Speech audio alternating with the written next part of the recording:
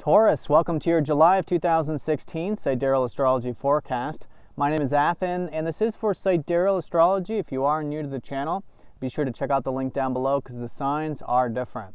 All right, so Taurus, in this video, we're going to talk about the most important things of the month. But if you do want a more specific look, I do make weekly videos, so do check out your weekly where I go into the specific aspects for this month. But let's go and look at this in terms of the general energies. So it all starts here on the 4th, astrologically speaking, with the new moon.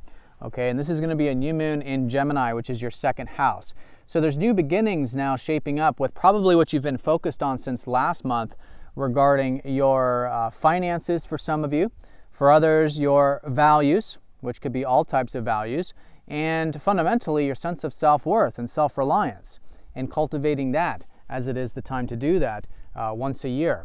So there's this subtle energy with it, and I think there's a bit of this lowering of energy at the beginning of the month, although things are moving forward because you do have, we all have Mars going direct. We'll be direct already this month. So at the end of last month in June, Mars shifted direct. So there's this now momentum that we're building with our motivations, our drives, things like that.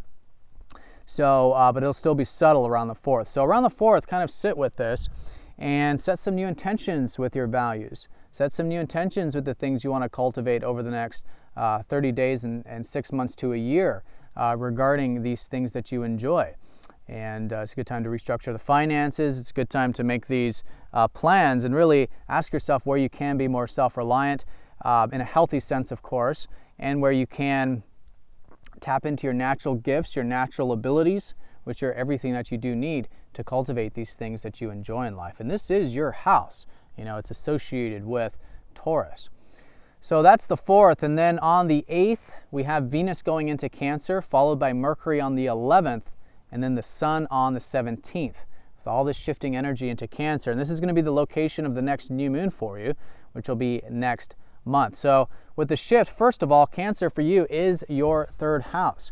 So you'll likely notice mid-month, you could perhaps be enjoying some of this reading, maybe some writing, maybe some communication, and that kind of a thing. Anything that's involving either the intellect or communications, I think you can enjoy quite a bit with your ruler Venus there shifting on the 8th.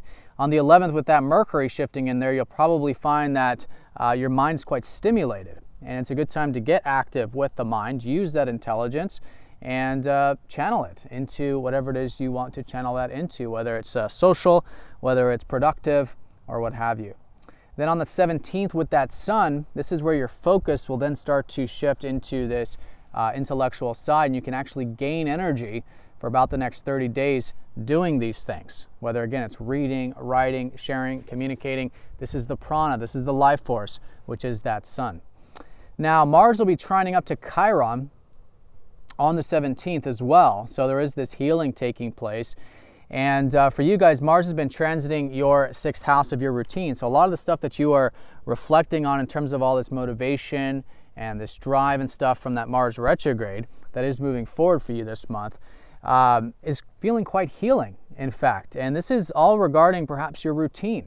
Maybe it's your work that you've been reflecting on, maybe it's your diet, your health.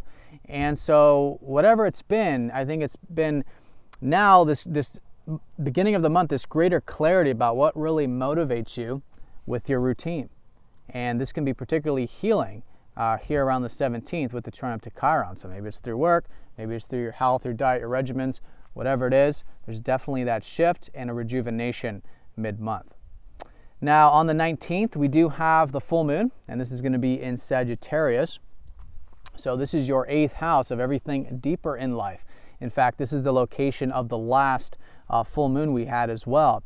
So this is a continued culmination with intimacy in your life, deep connections, transformation, healing, all this deeper stuff, which during a full moon is a bit more illuminated. It's like you can really see what really matters to you in life, or you can really see these things that are very deep, you know, to you, and how to incorporate some of this more into your life and do this sort of status check of where you can have more of this depth and intimacy and really connect to life on that essential level. So that's a culmination with that, specifically if you've been involved with anything over the past 6 months. relating to either shared resources, codependency, sharing things, or intimacy in your life could be at a high point, just like it was last month. All right, on the 21st, we have Mercury going into Leo, followed by Venus on the 24th. So there is going to be this shift into your 4th house of home, family, and health. All right, so this is going to be the location. Well, this is going to be a ways down next month once the sun goes in there. But with Mercury, I think this last week or so of the month, you'll probably be thinking a bit about how you can connect to things on that emotional level. Maybe spend some time at home, maybe with family, maybe connecting with your body through your health, that sort of thing. And I think you can enjoy that quite a bit by the 24th, which is when your ruler, Venus, goes in there. Because Venus is about what we enjoy, what we connect to, and this is that homier side of life of really connecting to our foundations and our roots.